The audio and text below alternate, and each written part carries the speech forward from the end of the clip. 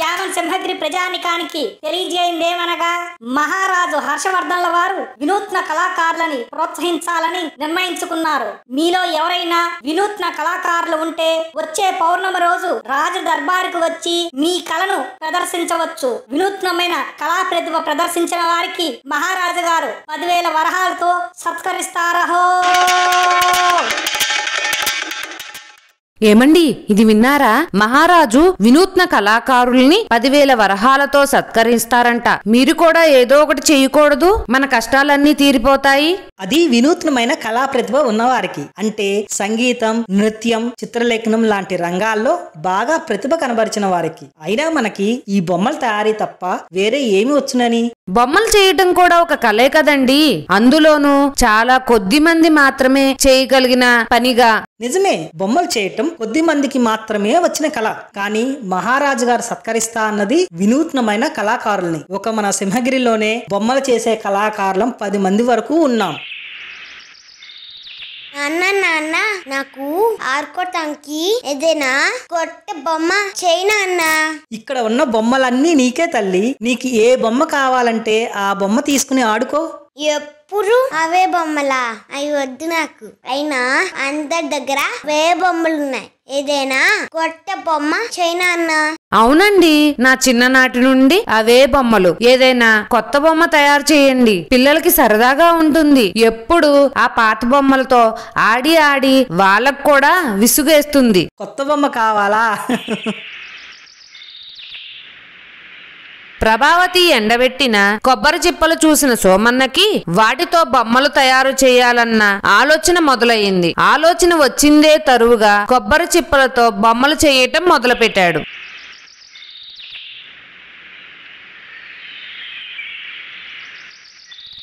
ఇదిగో తల్లి, కొత్త బొమ్మ నీకోసమే ప్రత్యేకంగా తయారు చేశా. ఎలా ఉంది? నీకు నచ్చిందా? ఏనుగు బొమ్మ. ఈ బొమ్మ భలే ఉంది నాన్న. ఈ బొమ్మ భలే ఉందండి. అసలు కొబ్బరి చిప్పలతో వినూత్నంగా బొమ్మలు చేయవచ్చు అనే ఆలోచన ఎలా వచ్చిందో మీకు? పిల్లలకే కాదు పెద్దలకి కూడా బాగా నచ్చుతుంది.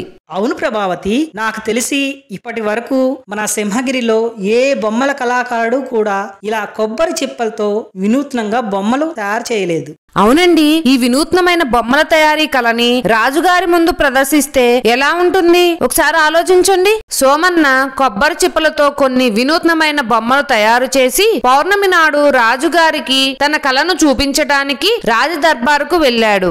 మహారాజా ప్రణామములు. నా పేరు సోమన్న. నేను ఒక బొమ్మలు తయారు చేసే కళాకారుడిని. నేను ఈ వినూత్నమైన బొమ్మను తయారు చేశాను ప్రభు. సోమన్న, నిజంగానే ఈ బొమ్మ చూడటానికి చాలా అందంగా ఉంది. దీన్ని నీవు చెక్కతో చేసావా లేక మట్టితోనా? దీన్ని నేను నిరుపయోగంగా పడి ఉన్న కొబ్బరి చిప్పలతో తయారు చేశా ప్రభు. భలా సోమన్న భలా. నిరుపయోగంగా ఉన్న కొబ్బరి చిప్పలతో ఇంతటి అందమైన బొమ్మలని చేయటం నిజంగానే వినూత్నమైన విషయం. గజరాజు ఎంతో అందంగా టీవీగా ఉన్నాడు. ఎవరక్కడ? ఈ సోమన్నకి 10,000 వరహాలు బహుమానంగా ఇవ్వండి. మహారాజు తను ప్రకటించిన విధముగా సోమన్నకి 10,000 వరహాలు బహుమతిగా ఇవ్వమని తన పరివారాన్ని ఆజ్ఞాపించగా సోమన్న మహారాజుతో ఇలా అన్నాడు. మహారాజా మన్నించాలి, తమరు నా కళను గుర్తించారు. అది నాకు 10,000 వరహాల కన్నా చాలా ఎక్కువ. నాకు ఆ 10,000 వరహాలకు బదులుగా నా కళను గుర్తించినట్టుగా ఒక రాజపత్రంతో పాటు పెద్ద అంగడిలో ఒక దుకాణం ఇప్పించవలసిందిగా మనవి. సోమన్న, రాజపత్రం తప్పక ఇస్తాం. కానీ నువ్వు అడిగిన పెద్ద అంగడిలోని దుకాణం మహా అయితే 1000 వరహాలు మాత్రమే చేస్తుంది. మేము నీకు బహుకరిస్తామన్నది 10,000 వరహాలు. ప్రభు, అవసరానికి మించిన ధనం మనిషిని సోమరిని చేస్తుంది. 10,000 వరహాలు తింటూ కూర్చుంటే 10 సంవత్సరాల్లో కరిగిపోతాయి. అదే నా కళను సరైన రీతిలో వ్యాపారంగా మలుచుకుంటే నాకు జీవితాంతం ఉపాధిగా ఉంటుంది. ఇక మీరు ఇచ్చే రాజపత్రం అది మా వంశానికి తరతరాలకు ఒక గౌరవం, గుర్తింపుని ఇస్తుంది. సోమన్న ఆలోచనతో ఏకీభవించిన మహారాజు సోమన్న కోరినట్లుగా రాజపత్రంతో పాటు పెద్ద అంగడిలో ఒక దుకాణాన్ని బహుకరించాడు. అతి కొద్ది కాలంలోనే సోమన్న బొమ్మల వ్యాపారం బాగా అభివృద్ధి చెందింది. అందుకే అంటారు, తెలివైన వ్యక్తులు తాత్కాలిక లాభం కంటే స్థిరమైన దీర్ఘకాలిక అవకాశాలను కోరుకుంటారు. ఇలాంటి మరిన్ని వీడియోస్ కోసం లైక్ చేయండి, సబ్స్క్రైబ్ చేయండి.